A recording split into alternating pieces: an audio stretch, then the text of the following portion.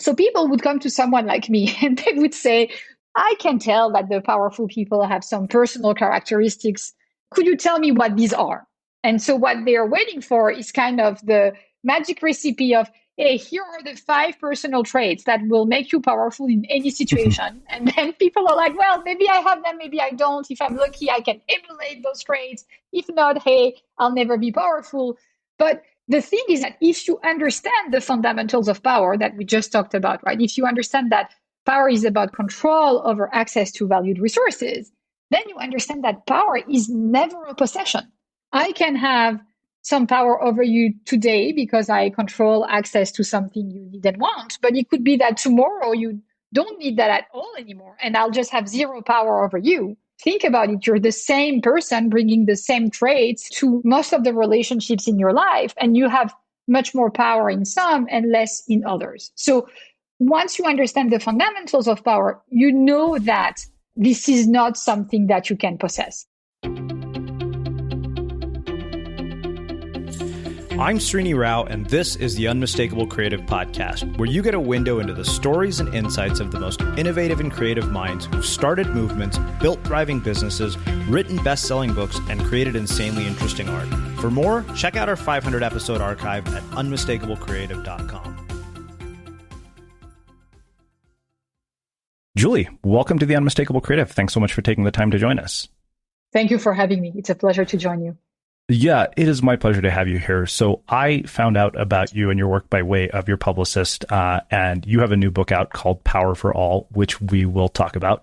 But before we get into that, I wanted to start by asking you, where in the world were you born and raised, and what impact did that end up having on the choices that you've made with your life, your career, and where you've ended up today? Well, as you can hear from my accent, I am not a pure Bostonian. I live in Boston, and that's where I am today. But I happen to be a French-American Bostonian. I actually grew up in Marseille, a bustling port city in the south of France, where people and families have settled from all around the world for more now than 26 centuries. And I grew up in Marseille in a family of Italian immigrants. And so I vividly remember the weekly meals with my extended family at my grandparents' home, during which women were in charge of all domestic chores, while the men would remain seated at the table for hours discussing whatever matter they deemed important that day.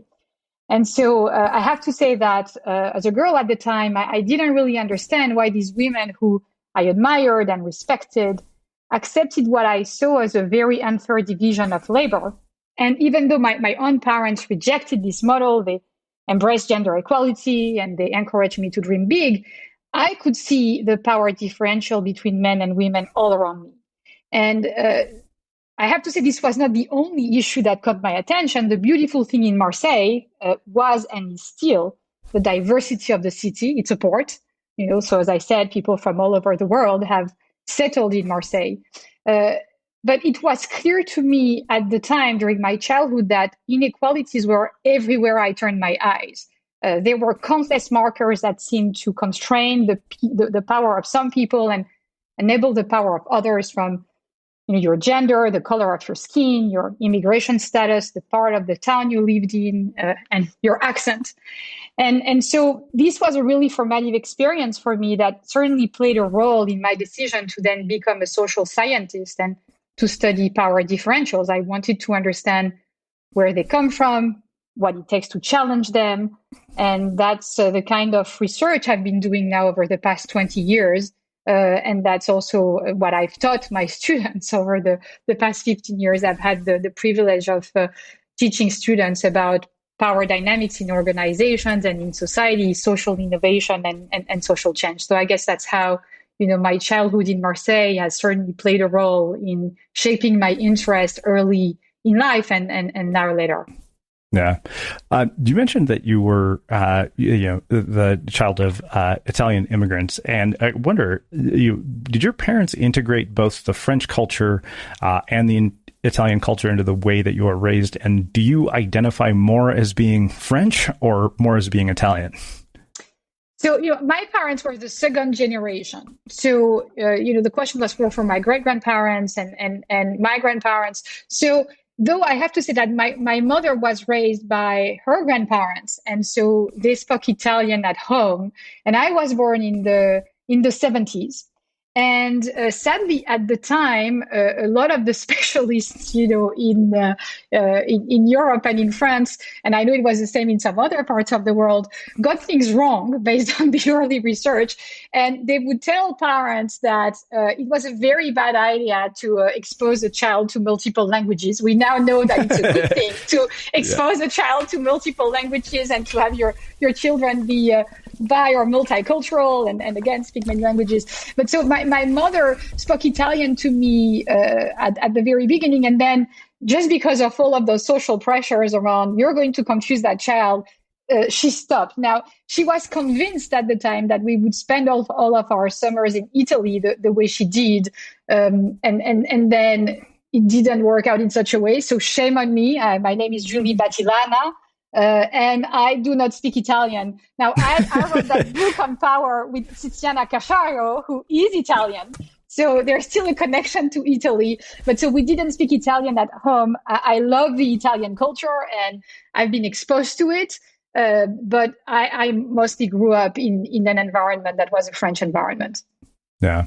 It's funny because my parents speak two Indian languages, Hindi and Telugu. And to this day, we tell them, you guys are idiots, because when we were kids, they would speak in Hindi when they didn't want us to understand something. And we're like, you guys could have just taught us the language. You realize that would have been far more beneficial to us. I have to say, I have two kids and they speak French and they speak English, and they feel very French and they feel very American. So, we're learning from one generation to another, and the grandparents were actually encouraging us to do more of what they couldn't do. So we all learned along the way. Yeah, my parents' strategy fell apart when we had a kid who moved to town who literally spoke like 6 different Indian languages, and they're like, we can't get anything over on this kid.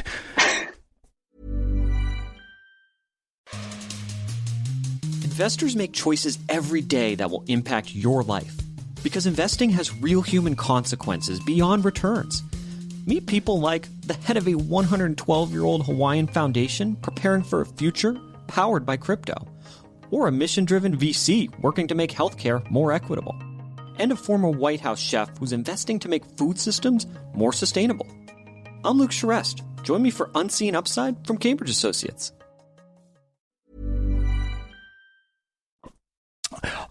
So one thing I wonder is the way that you were socialized and educated in France.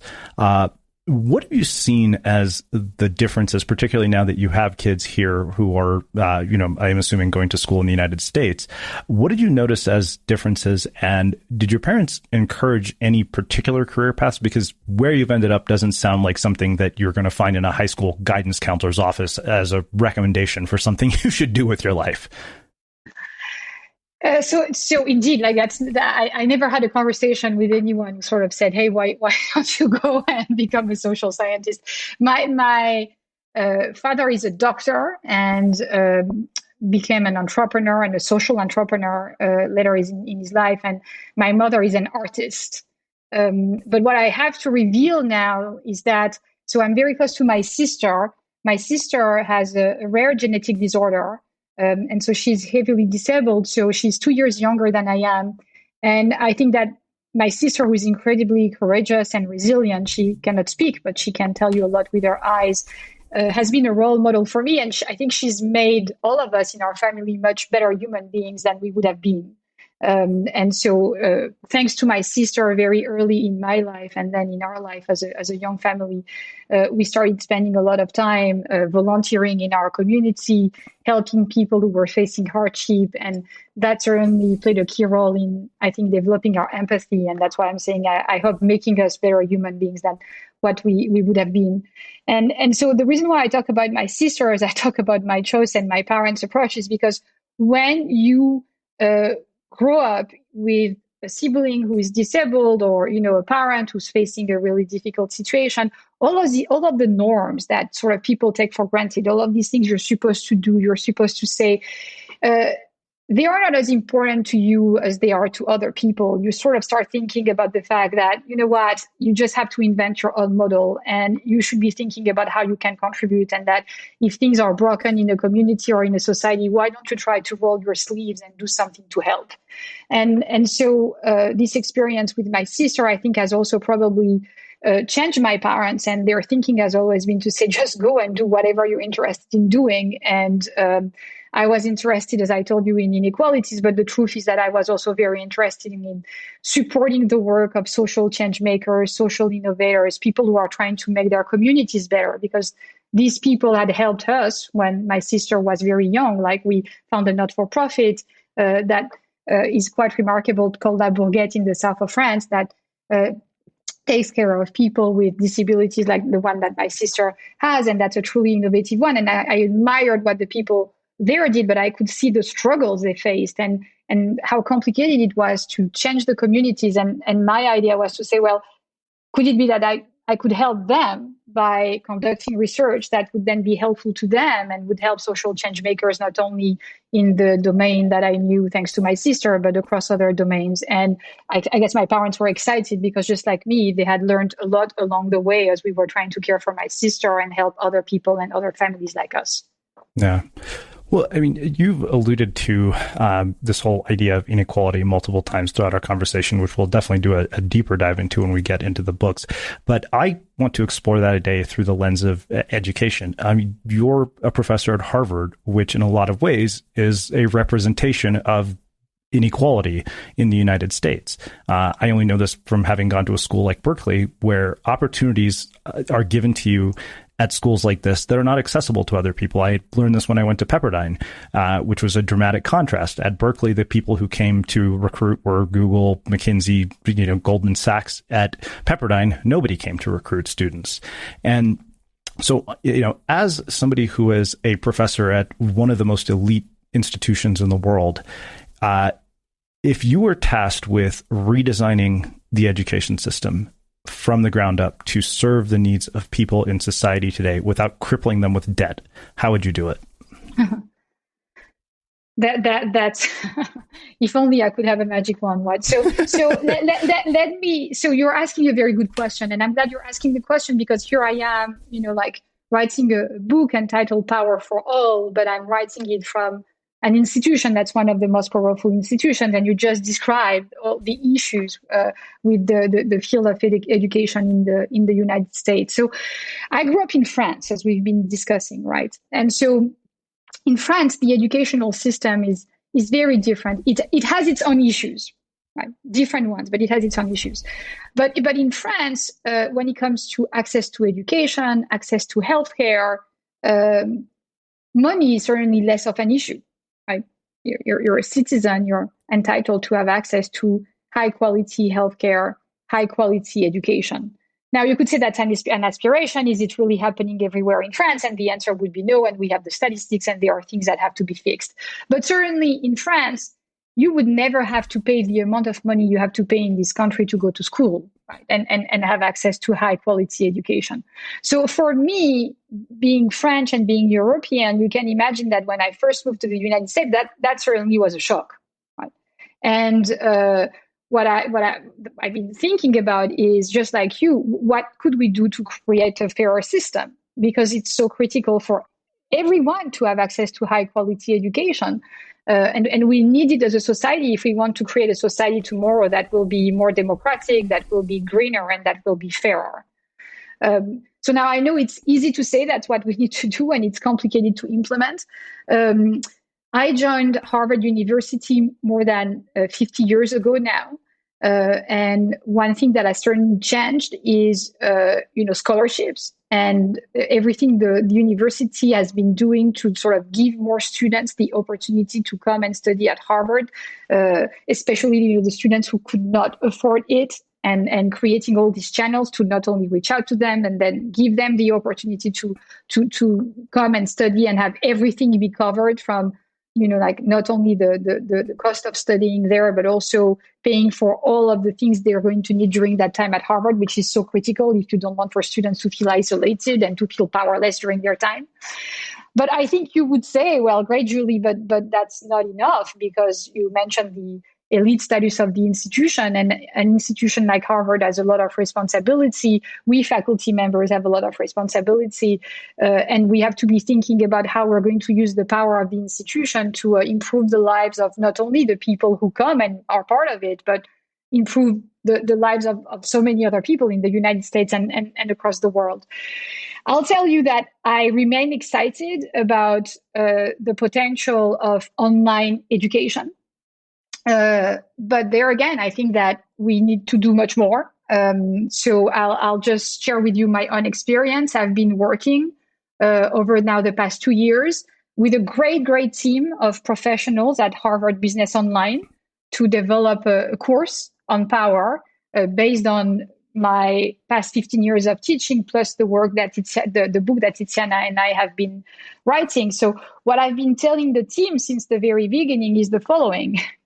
If we create an online course and we ask people to pay $1,500 to take that course, then some people will be able to pay, and this is great. But then you have all the people who cannot pay for such a course. And then if they don't take the course, then I'm creating this course and we're putting it online, and we're contributing to reinforcing the power hierarchies. Because if only people who can afford to pay for such a course have access to it, then all of the people who could be part of the change with them and are in power disadvantaged position don't have access to that content. So I've been pushing Harvard Business Online to work with me to try and find a solution to make this course available to people who cannot afford it.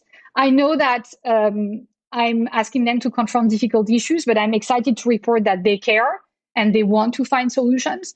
Again, this is the beginning, and I'm very hopeful that we're going to use that course as a way to experiment and see how we can make that content more broadly available and make it work for everyone. And I think it's about creating hybrid business models for not-for-profit organizations like Harvard Business Online and for Harvard Business School.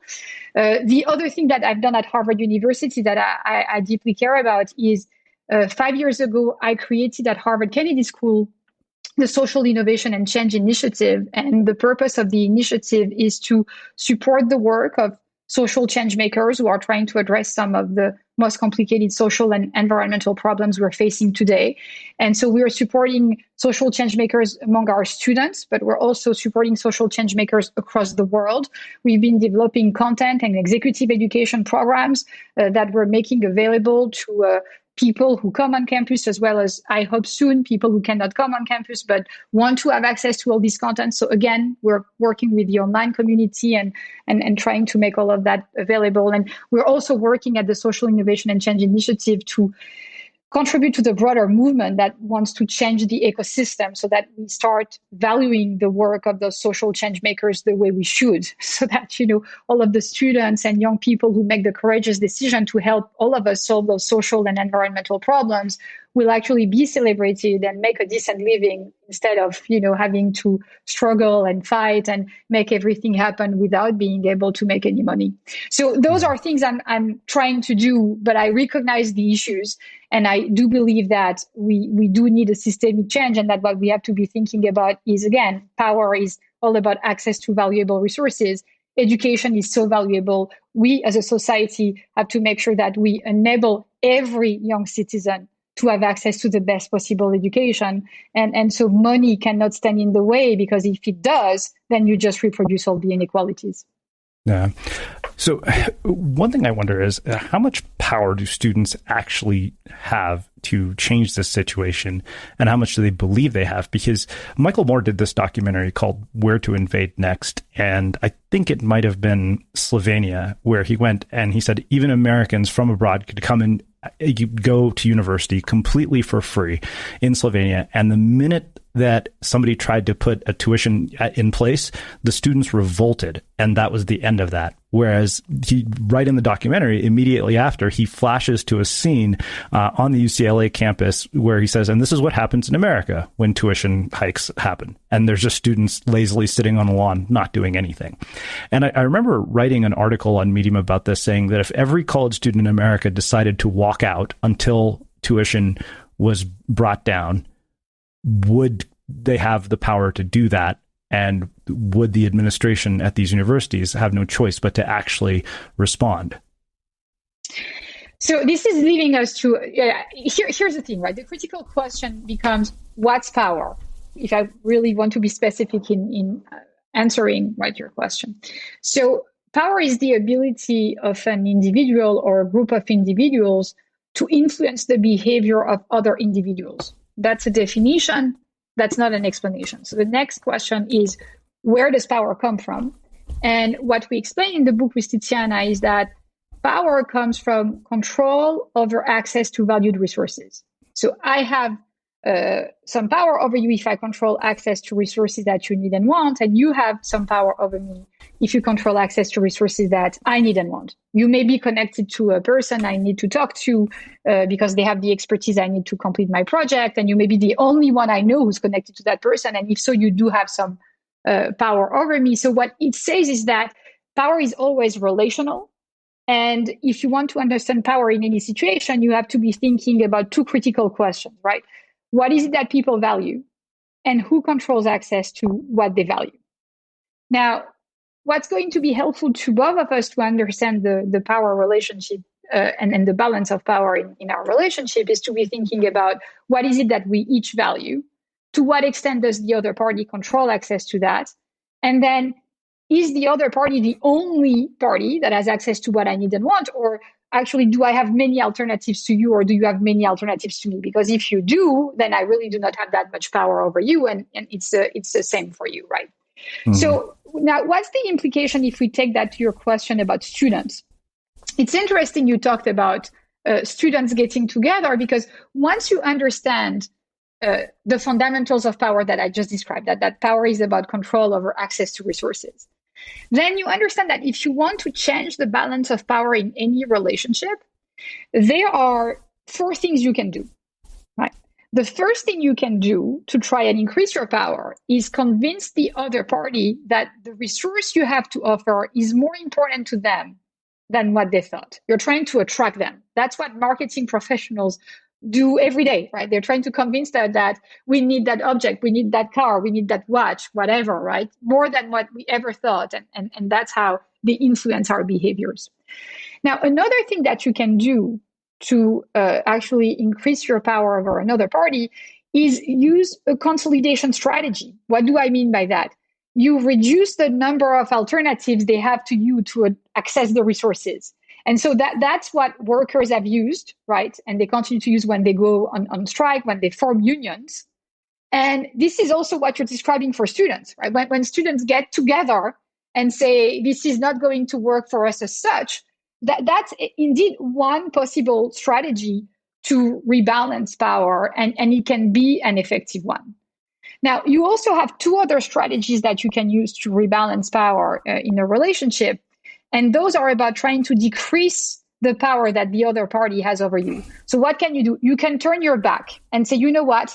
I thought I needed what you had to offer, but I don't need it anymore. And I think it's related to your example too, because you could say to the American educational system, you know what? I thought I needed access to your educational system, but now I'm turning my back. I'm going to travel abroad and try to have access to this education that's going to be of high quality, but that will be far less expensive. And then the other thing that you can do is, again, like try to access the same resource, but from alternatives. You're not just turning your back, you're sort of looking for alternatives you could have in the United States that would be of very high quality in terms of the education, but that would be less expensive than what you have to offer. So I think that students have power, that they obviously have to become more aware of the power they have, like every one of us. Like what Tiziana and I have seen is that because people do not understand power and do not understand the fundamentals I just described, they sort of often think they're powerless when in fact there are things they can do to gain a measure of power. But I don't think we should be thinking about the problem we're facing in a confrontational way. Like what's happening now is that I think that we all stakeholders, like sort of students, professors, staff, citizens, public authorities, have to be thinking about how we can continue to improve, enhance the educational system, and make it more accessible to people in a way that's going to be much fairer and that's so needed for the future of society. So I think it's a core and central issue that we all have to tackle and feel responsible for And so the students are one part, but we cannot put everything on their shoulders. It's just, we should be working with them all together to make things change. And again, I study hybrid models. It could be, you could imagine that people who can afford to pay continue to pay so that these universities can continue to function on certain dimensions, and people who cannot afford to pay do not pay. But you have to be very thoughtful and courageous, because you need to diverge from the existing system and dare to rethink the system quite differently. No, absolutely. Well, I mean, I think it's funny because you covered the fundamentals of power, but one of the things you talk about when you open the book is the fallacies of power. And you say that most of us have deep-seated misconceptions about power. 3 fallacies in particular prevent many people from grasping it and ultimately being able to exercise it. The first fallacy is the belief that power is a thing that you possess and that some fortunate individuals have special traits that enable them to acquire it. The second fallacy is that power is positional, reserved for kings, queens, presidents, generals, board members, and CEOs, the rich and famous. And the last but most widespread misconception is that power is dirty, and acquiring and wielding it entails manipulation, coercion, and cruelty. Where do these fallacies come from, and how do we begin to unwind this narrative that we have about these fallacies? I'm glad you're talking about the fallacies, because they played a key role in motivating us to write that book. If you think about the current situation, we talked about education, but we have to say that we're currently facing a multidimensional crisis, right? That's a health care crisis. That's a tragic one, obviously related to the pandemic, but we're also facing a crisis of social and economic inequalities, right? Education is one part of that. And we also have been facing for some time now an environmental crisis.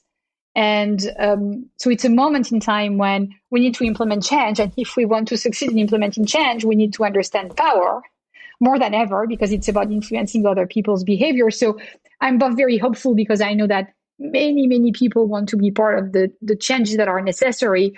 But I've also come to worry a lot, because in my position as a teacher, as a researcher, as an advisor to people trying to implement change, I've come to realize that people have these deeply entrenched misconceptions that prevent them from understanding power. And when people don't understand power, the implications are disastrous for each one of us individually, because if you have misconceptions and you don't understand power, then you cannot have the impact you aspire to, and it's frustrating. And the risk is you disengage. And collectively, the implications are even more disastrous, because if we do not understand power, then we cannot get organized collectively to stop power abuses when they emerge. And these power abuses actually can threaten our rights and our freedoms. So to me, it's critical to indeed talk about these misconceptions and debunk them. The first misconception you mentioned is indeed this idea that power is a possession. So people would come to someone like me and they would say, Julie, you're a specialist of power. You've been researching the politics of change in organizations in society. You're teaching about power. Now you wrote that book. I can tell that the powerful people have some personal characteristics in common, but I didn't have time to think much about it. So could you tell me what these are? And so what they are waiting for is kind of the magic recipe of, hey, here are the 5 personal traits that will make you powerful in any situation. And then people are like, well, maybe I have them, maybe I don't. If I'm lucky, I can emulate those traits. If not, hey, I'll never be powerful. But the thing is that if you understand the fundamentals of power that we just talked about, right? If you understand that power is about control over access to valued resources, then you understand that power is never a possession.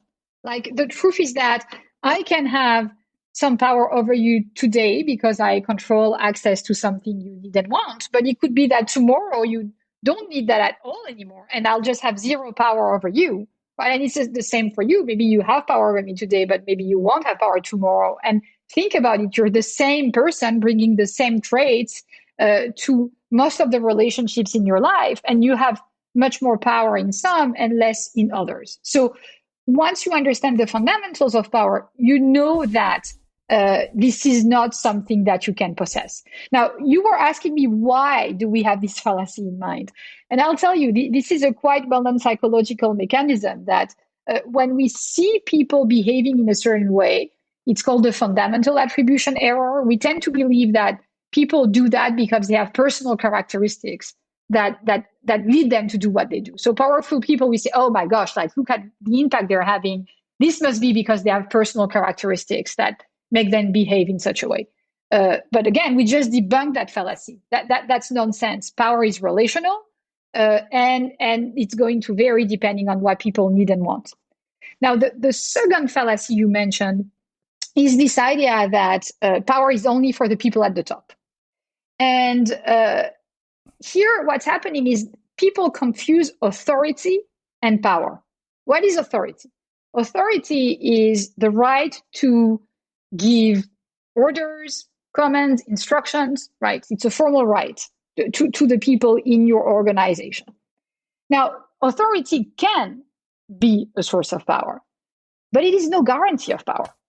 And in fact, you would be surprised by the number of people, CEOs, top executives who come to me, close the door and say, hey, Julie, I actually feel quite powerless. I've been trying to push for change in my company, in my not-for-profit, in my public organization, in my social enterprise, and I just cannot have the impact I want to have. And so again, that's because authority and power are not the same thing. And there's a story I always share with my students to try and make them realize how important it is to distinguish between, power and authority. And so I'll just, summarize it for you briefly, but here it goes. In the 1960s, a group of researchers in Europe wanted to better understand the productivity of workers in factories. And so they went to study a factory. It was a cigarette factory at the time. And when they arrived at the factory, they actually asked for the organizational chart, right? So they got the organizational chart, and the chart said that the workers were reporting to foremen, who were reporting to managers, who were reporting to top managers within that company. And so the researchers had the organizational chart, and then they started observing what was happening on the floor of the factory. Now, after 2 days, they went back to the people who gave them the organizational chart, and they said, you probably gave us the wrong organizational chart. And so the people in charge of the company said, well, we don't have 100 organizational charts. This is our organizational chart, and we know we gave you the right one. And so here is why the researchers were puzzled. They were puzzled because they got to realize that the workers didn't seem to care that much when the foremen, the managers, the top managers asked them to do something. But when the maintenance workers asked them to do something, they immediately complied. And these maintenance workers were significantly lower in the hierarchy than the foremen, the managers, and the top managers. And yet they seemed to have more power over the workers. Why? Because the machines at that factory had a bad tendency to break, and the maintenance workers were the only ones who knew how to fix the machines. And they were careful at the time to not share this knowledge with anyone. So the workers were completely dependent on the maintenance workers, right? So they were the most powerful people, even though they were very low in the hierarchy. So make sure to never, ever look at the organizational chart and say to yourself, oh, now I know who has the most power, because it may well be that the people at the bottom have more power than, many of the people at the top, including the CEO. And so that's, I think, is a good example to understand why power and authority are different. And in fact, Tiziana and myself, in the research we've been doing, we've been looking at who are the most effective change makers in companies. And the most effective change makers are often not the people at the top. They are the people who are central in the network of the organization, the people to whom others come for advice. Those are the most influential people because those are the people others trust. So again, don't look at the organizational chart. You have to understand what is it that's valued. You have to understand the network of relationships. That's going to give you a better idea of who has power and who doesn't. Yeah. And then you talked about the third fallacy. You're right. You said it's probably the most widespread, right? This idea that power is dirty. People are convinced that power is dirty because think about it. Look at the media. Look at all the historical examples. Right, those negative examples are the ones we remember. They fascinate us. They disgust us. But that's how we are anchoring, and we're then convincing ourselves that power has to be dirty. And this is very worrisome because when people think power is dirty, they turn their back on it. And so people will tell me, you know what, Julie, I may not have the personal characteristics. I'm not one of the people at the top, but good for me because at least I'm not getting my hands dirty. And that's when we get in trouble because we all need to engage with power. It's the energy we all need to make anything happen. So power can be dirty, but as we explain in the book, it doesn't have to be. And we explain to our readers what they need to do and what we collectively need to do to make sure that power doesn't become dirty in our hands. Mm-hmm. So one of the things that you talked about when we're talking about resources that people value were the basic human needs for safety and self-esteem, which show up in the form of material possessions, status, achievement, affiliation, autonomy, and morality as valued resources. Can you explain the role that those resources play in a person's power? Sure. So if power is about control over access to resources, as I mentioned, then if you want to put on your infrared glasses to see power, that when you use maybe to not see it, you just have to ask yourself, okay, what is it that people value and who has access to the resources that they value? And so that first question of what is it that people value is a difficult question to answer because what you and I value today may be different from what we will value tomorrow, and it's certainly different from what other people would value. So you could be thinking, wait, it's complicated enough. I'm not going to have time to understand what all these people around me value. But here it is, right? You absolutely have to ask yourself this question if you want to understand power relationships in interpersonal, in your life, in organizations and in society. But then the good news is also that, as we explain in the book, we've learned a great deal over the past centuries about what it is that human beings value. And although there are huge differences across cultures, across time, across individuals, and for each one of us, we vary, obviously, over time, we have two fundamental needs that are quite universal. We have a need for safety and a need for self-esteem, right? We want to know that we're worth something and that, we're respected and we're valued. And we also want to know that we and our loved ones are safe and that, we can survive and do well in our communities and more broadly in society. And so once you understand the importance of these two fundamental needs, you also get to realize that these needs can and have been and are still used, obviously, by people to exercise power. So now take the need for safety. Right? We have a deep need for safety. So what can you do, right? One way to actually be able to influence people is to do what dictators have been doing and continue to do, which is threaten people's safety, right? Make people really worried and scared and afraid, threatening them to not have access to the most basic resources they would need to ensure their survival, right? And using that power to force people to do things. You're using the fear that you're generating to force people to do things. And sadly, this has been over the course of history a very effective way, right, to exercise power. And it is still today in some parts of the world a very effective way to exercise power. But it's not the only way. What you can do instead of threatening people and leading using fear is inspire people, is sort of tell them, you know what, here is what we're going to do collectively to ensure your safety. Here are the institutions we're going to create to make sure that your safety is now ensured. And let's work together so that you can be proud of yourself and you can contribute to your organization, your company, your community. And now you're inspiring people and you're influencing them in a way that's not about fear and that's not about threats, but that's about these people having a chance to fulfill their potential. Like I'm thinking about Toni Morrison, who we quote in the book and who liked to say to our students that if you have any power, your job is to empower someone else. That's a kind of inspirational leadership and empowerment that you can also use once you understand that people care deeply about safety and self-esteem. Yeah.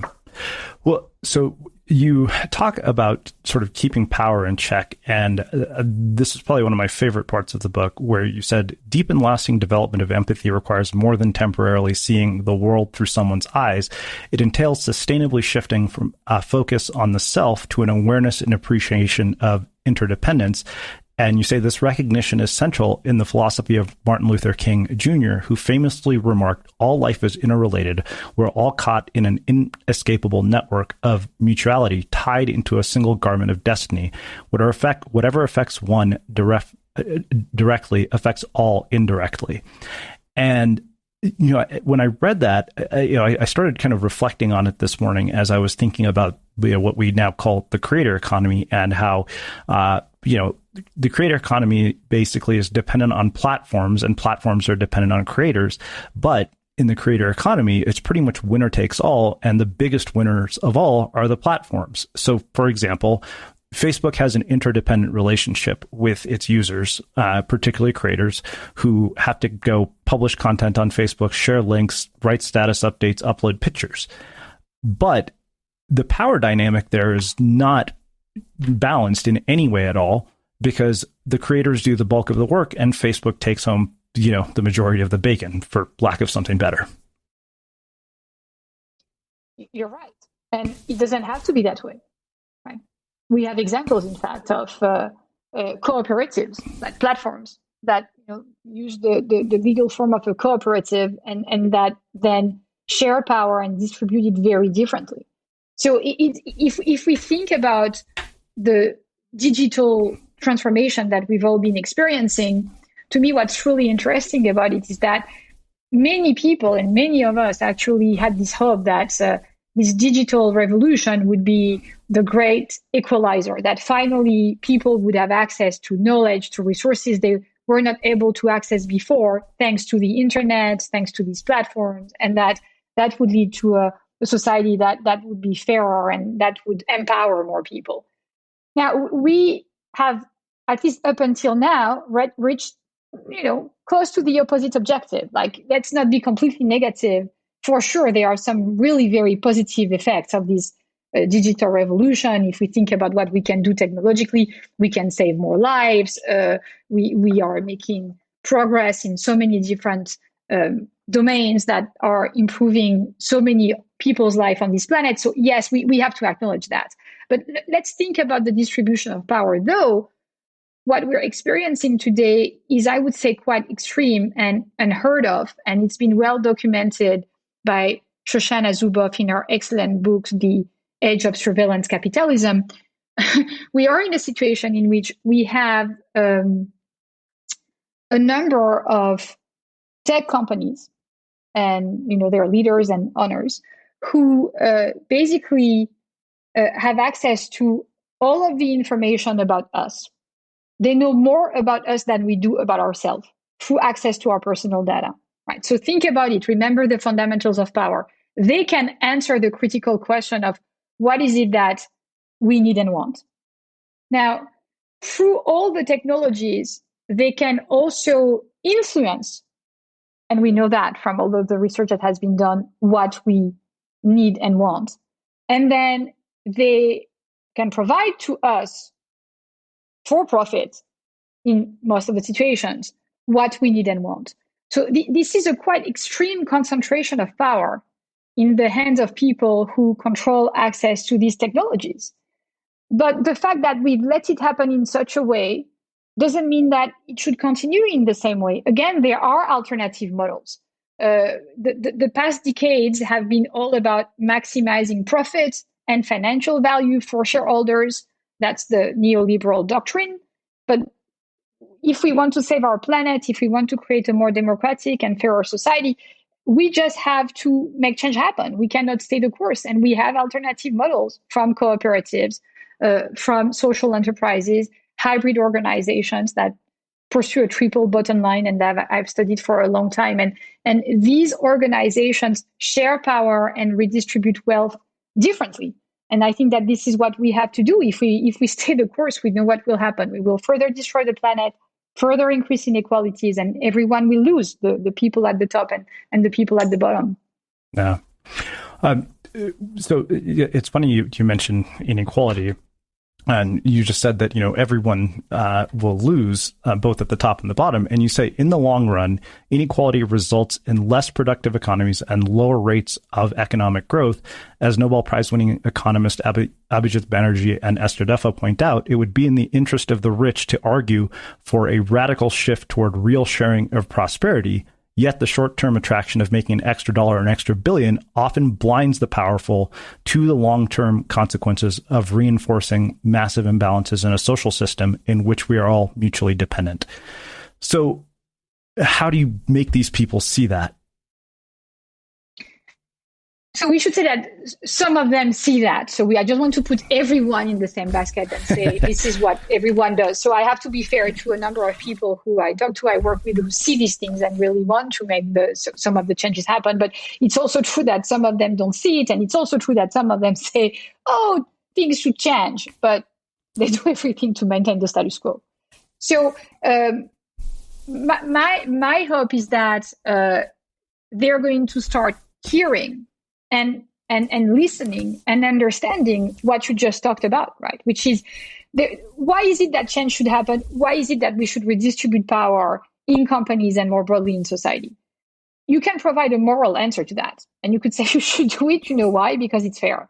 Because the system in place is utterly unjust and you should not support such a system and we have to change it. So that's one way to think about it, which I think in and of itself is something critical to discuss. As a society, we may disagree what's moral, what's not, but that's a conversation we need to have and we're having, but we need to continue to have.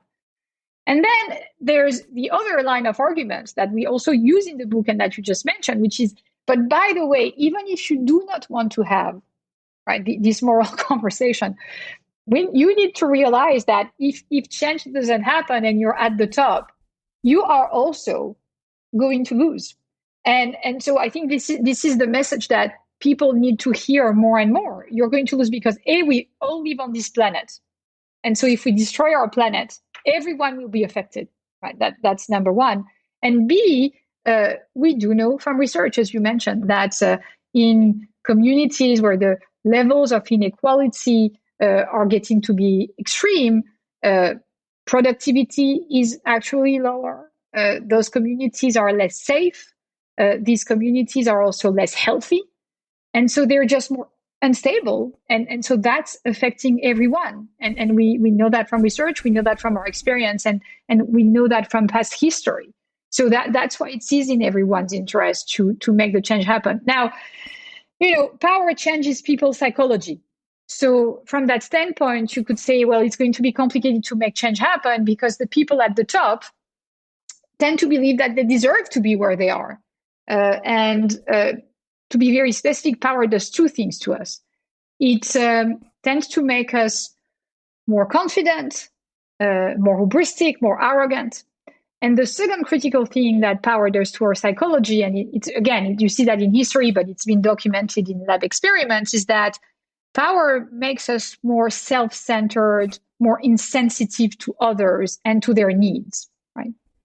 And by the way, power also makes us more likely to take action. So you combine those three. In the book, we refer to that as the infernal trio, because you're in a power position, you're used to being there, you're thinking, oh, you're so good and you deserve to be there, and you become less sensitive to others and you take action. And so what do? You basically gain ever more resources, you become ever more powerful, where you reproduce the status quo.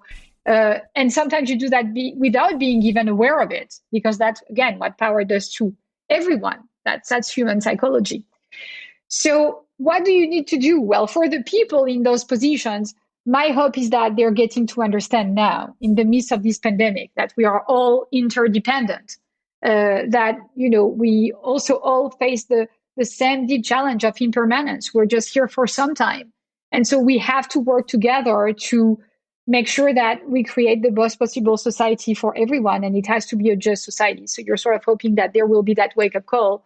But then for those in power, there are also critical things that they need to understand. If you have any power, you need to cultivate empathy and humility, because empathy and humility are the antidotes to self-centeredness and to hubris, right? And so you need to engage in these kind of daily practices, cultivate your humility, cultivate your empathy. Now you're going to tell me, but Julie, these people do not cultivate empathy and humility. And I'll tell you, some do and others don't, certainly. And then that's a deep issue. But then you're going to say, but then how do we make change happen? And then I'll say collective action. The people at the top may not want to change things. But if we get all together as, citizens, and we just participate in movements that do not only agitate against the status quo, but propose novel solutions, we can make existing power hierarchies evolve. Look at the Me Too movement.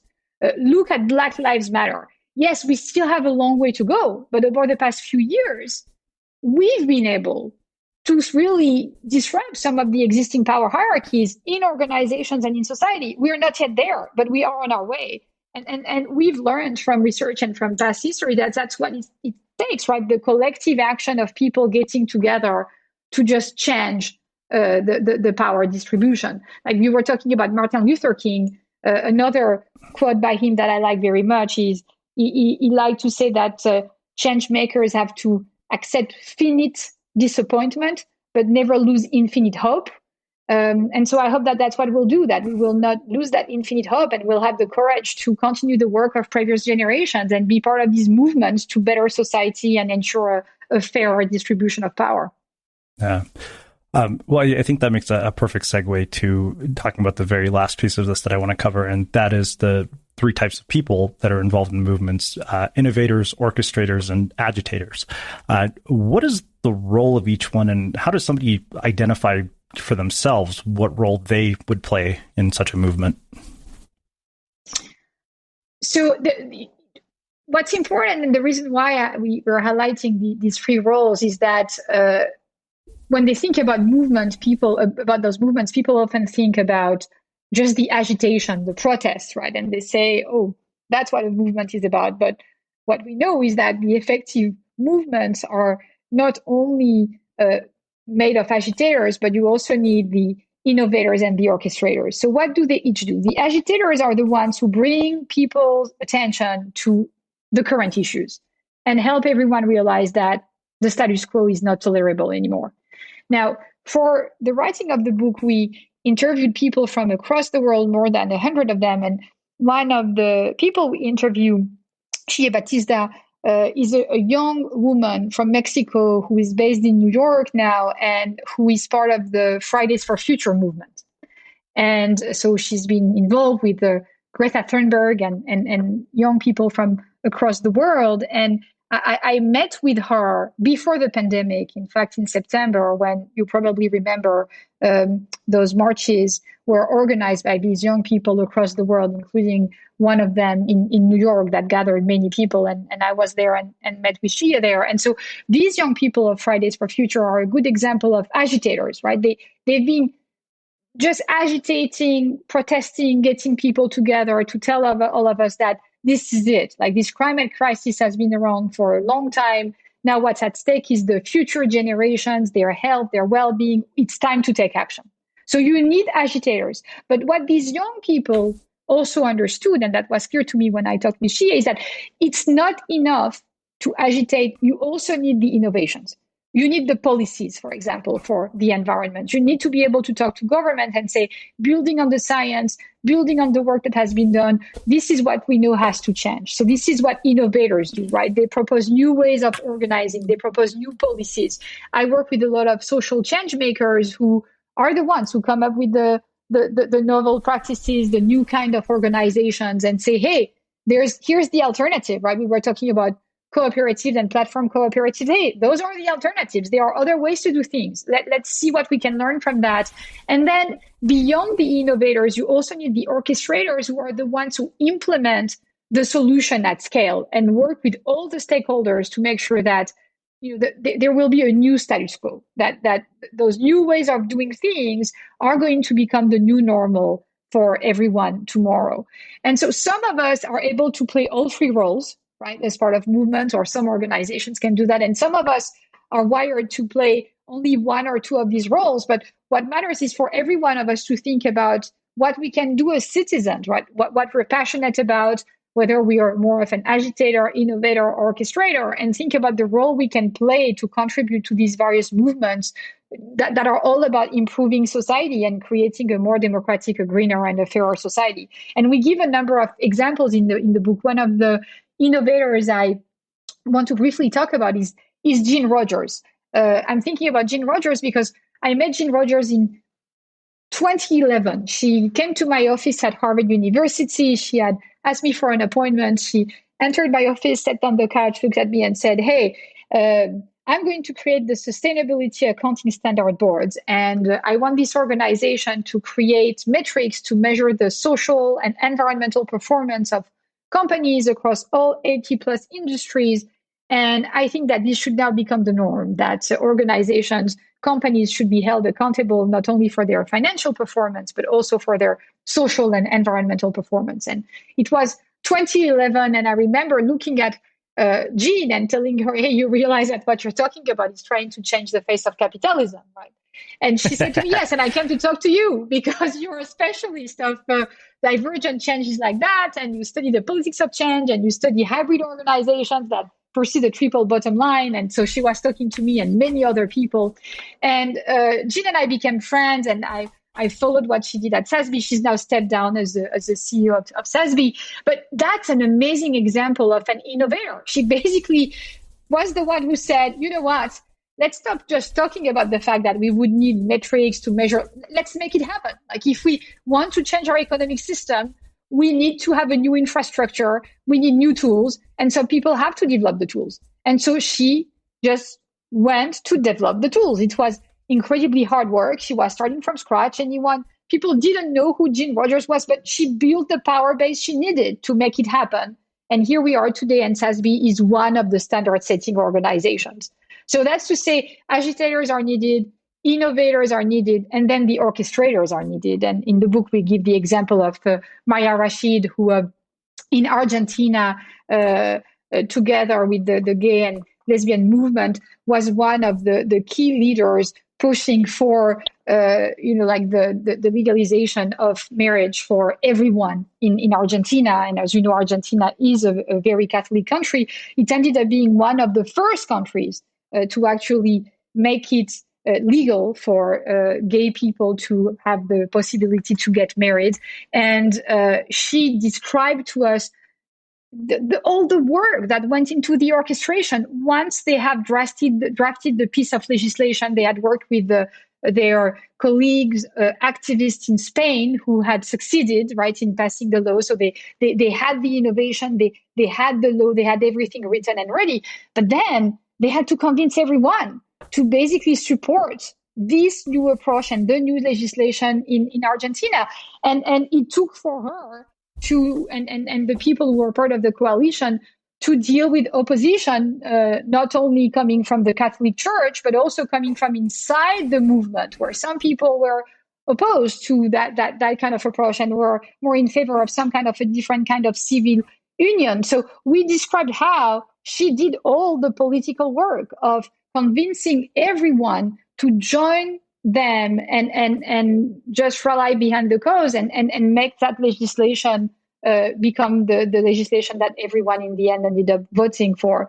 But that's a lot of work, a lot of energy, and it's also work for which people are not always recognized, right? You have people who've played such important roles as agitators, innovators, orchestrators, but no one is going to ever know that they played these important roles. Like those are incredibly courageous and generous people who just want to better the life of people in their communities and take it on them to do that work. And I think it's important that we celebrate them more. Amazing.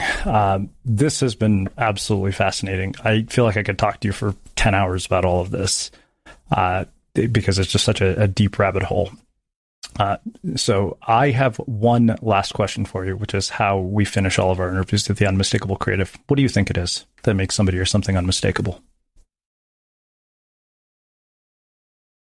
Well, I think it's it's a great thing to make mistakes and to learn along the way. And what I hope we can do, I'm going back to one thing you said you liked about the book, which is humility and empathy. So what I certainly try to do more than I probably even did in the past, and I'll try to nurture myself, is cultivate this empathy and humility. And this is something we can all do. And I hope that this is something that all of us will do more, which is, cultivate the empathy, cultivate the humility, remind ourselves that we are impermanent and that we are all highly interdependent. And so in many situations, it's not about you and you only, it's about you and others and what you can do to help them. Now, let's not be naive. We're human. And as we've been discussing, power can, in some situations, corrupt us. It doesn't have to, but that can happen. So we should also be careful and not rely only on those personal interventions of cultivating humility and empathy, but also preserve and enhance those democratic institutions, the checks on power that we've created over the past centuries, and that we now have to make sure we strengthen in the years and the decades to come. So that would be my answer to your question. Amazing. Well, I can't thank you enough for taking the time to join us and share your wisdom and insights with our listeners. Where can people find out more about you, your work, the book, and everything else that you're up to? So we have a website, Power for All book that you can go check. I should also remind people of the Social Innovation and Change Initiative that we created at Harvard University. I'm very, very privileged to work with an incredible team there. So if you are a social change maker, if you are an activist, if you are a social entrepreneur, if you are someone running a not-for-profit, if you are a social entrepreneur within your company and you're looking for resources and you want to be in touch, please check the Social Innovation and Change Initiative at Harvard Kennedy School website, and don't hesitate to be in touch. We're interested in what you're doing and we'll be glad to see how we can support it. And then again, I hope people will also send emails and send reactions after they listen. My hope is that, and I know it's Tiziana's hope as well, that the book will be truly empowering. Like Machiavelli wrote the book for the prince at the time, right? Now more than 500 years ago, we really tried to write this book for all. We want to democratize access to knowledge about power. We believe it's critical, especially at a time like now when we need to reform our social and economic system. And so I hope that, again, people will find that helpful. Amazing. And for everybody listening, we will wrap the show with that. Thank you for listening to this episode of the Unmistakable Creative Podcast. While you were listening, were there any moments you found fascinating, inspiring, instructive, maybe even heartwarming? Can you think of anyone, a friend or a family member who would appreciate this moment? If so, take a second and share today's episode with that one person, because good ideas and messages are meant to be shared. Looking for a new podcast to listen to? Here's what we love, courtesy of Acast Recommends. Hi, I'm Simon Jane, content creator, DJ, writer, now turned podcast host. I'm here with my friend, Donovan Bailey, 5-time world champion and Olympic world record holder turned savvy business mogul. Running Things with me, Donovan Bailey, is an open-minded discussion about global topics relevant to the modern human experience. Each episode is intended to offer enriching dialogue that leaves listeners with a deeper understanding of our topics. And hopefully a refreshing new perspective as well. You can find new episodes of Running Things every Thursday wherever you listen to podcasts. Running Things with Donovan Bailey. Acast recommends.